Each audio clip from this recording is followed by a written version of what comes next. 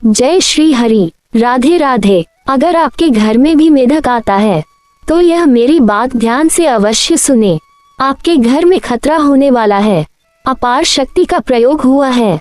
आपको पूरी वीडियो देखना होगा और मेढक के आने का संकेत भी आपको अंत में मिलेगा, लेकिन स्किप बिल्कुल भी नहीं करना है, नहीं तो आपको पछताना पड़ सकता है।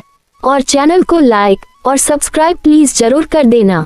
लास्ट में कुछ खास बात, चलिए जानते हैं। घर में अगर बार बार मेढक आते हैं तो ये केवल एक सामान्य घटना नहीं है, ये संकेत है, ये संदेश है, ये चेतावनी है और यह अनुभव है जिसे अगर आपने आज ध्यान से नहीं सुना तो कल पछताना पड़ सकता है।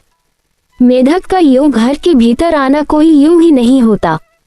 वह घर के उन कोनों की तरफ इशारा करता है जहां कुछ दबा हुआ है, छुपा हुआ है, सड़ रहा है या फिर किसी पुराने डर की तरह जड़ें जमा चुका है। वह बताता है कि अब कुछ बदलना जरूरी है।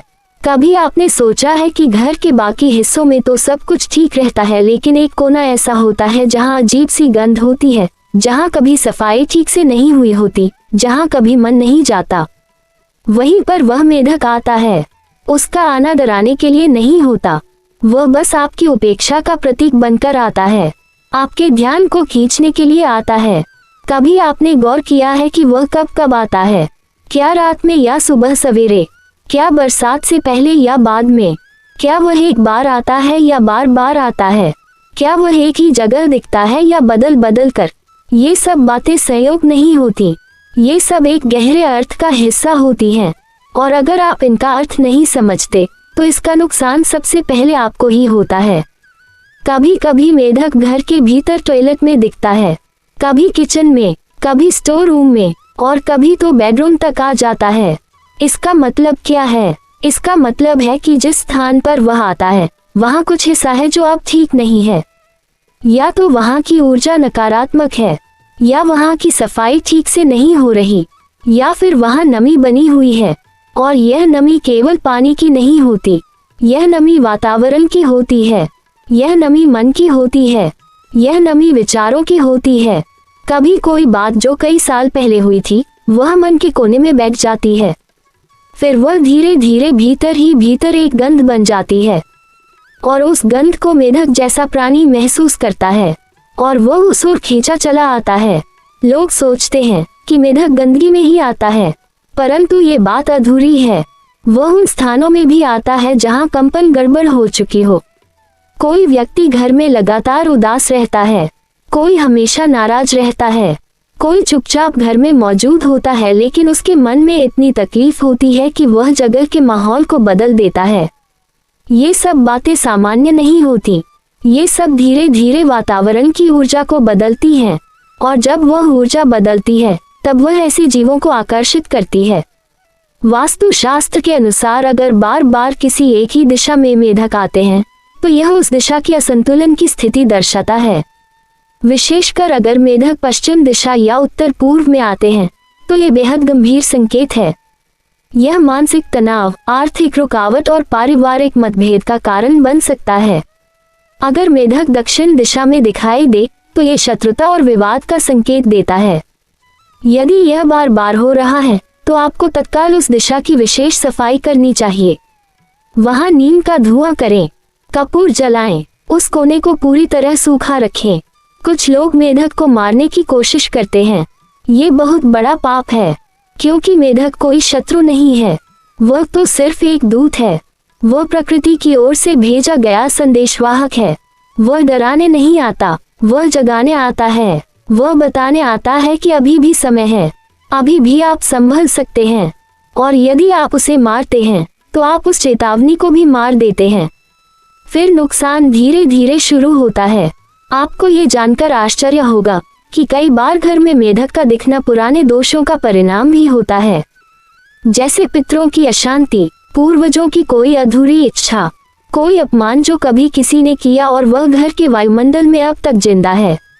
मेढक उन अधूरी बातों की स्मृति भी बनकर आता है।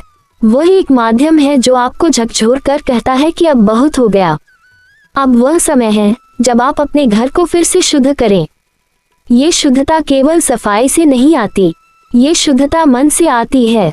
अगर घर में कोई व्यक्ति दूसरे को सम्मान नहीं देता, लगातार आलोचना करता है, कटुता से बोलता है, तो उस घर की ऊर्जा नीचे गिरती जाती है। वहां धीरे धीरे ऐसा लगता है जैसे कोई भारी चीज बैठी है, और उसी कंपन को मेढक जैसे जीव पहचानते हैं। आपको मेढक का आना रोकना है। सबसे पहले घर से कड़वाहट हटाए, फिर गीले कोने सुखाए, फिर वो पुराने डिब्बे जो सालों से अलमारी में बंद हैं, उन्हें साफ कीजिए। वो पुराने कपड़े जो न पहनते हैं न फेंकते हैं, उन्हें बाहर निकालिए। वह तस्वीरें जो दीवार पर टंगी है पर जिनसे कोई भाव नहीं जुड़ा, उन्हें उतार दीजिए। चलिए जानते हैं कि घर को कैसे शुद्ध करें और क्षमा याचना कैसे मांगे भगवान से। फिर हर शुक्रवार को घर के मुख्य द्वार पर गंगाजल छिड़कें। हर मंगलवार को पीपल के नीचे सरसों का दीपक जलाएं और प्रार्थना करें कि घर की सारी नकारात्मक ऊर्जा बाहर जाए। हर शनिवार को घर में फिटकरी रखें और सप्ताहांत में बदलें। ऐसा करने से नमी और सूक्ष्म कीटों की ऊर्जा कम होती है और फिर ऐसे जीव स्वतः ही आना बंद कर देते हैं। अब सबसे जरूरी बात, अगर मेढक केवल एक बार आया हो तो उसे संयोग मान सकते हैं, पर अगर वह बार बार आ रहा है तो यह अनदेखा करने की बात नहीं है। यह एक गंभीर संकेत है। जीवन हमें संकेत देता है। कभी नींद उड़ती है, कभी बत्ती झपकती है, कभी कोई सपना आता है, कभी किसी कोना से मेढक निकलता है, और हम सोचते हैं कि यह सब तो चलता है। नहीं, ऐसा नहीं है। जीवन यूं ही नहीं चलता। हर चीज में अर्थ है, और जो अर्थ को नहीं समझता वह बार बार उसी गलती में फंसता है।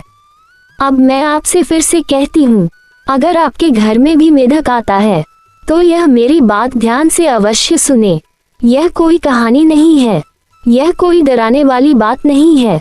यह एक सच्चाई है, एक अनुभव है, एक चेतावनी है, एक समाधान है और एक अवसर है। अवसर यह समझने का है कि अब भी सब कुछ ठीक किया जा सकता है। अगर आप आज ही अपने घर के हर कोने में ध्यान देना शुरू करें, अगर आप आज से ही हर बात को शांति से बोलना शुरू करें, अगर आप आज से ही पुराने गिले शिकवे भूलना शुरू करें, तो वह समय भी दूर नहीं जब न मेढक आएगा, न डर रहेगा, न अंधेरा बचेगा, न शंका टिकेगी। फिर घर होगा एक मंदिर जैसा और जीवन होगा एक महोत्सव जैसा। मन के मैल को धोई के देखो, कोनों में उजियारा बोई के देखो। मेढक नहीं आएंगे फिर डराने, घर खुद कहेगा अब कोई दुख न आने। उम्मीद करती हूँ ये वीडियो आप लोगों को पसंद आई है। अगर पसंद आई है तो कमेंट में राधे राधे जय श्री हरि जरूर लिखें।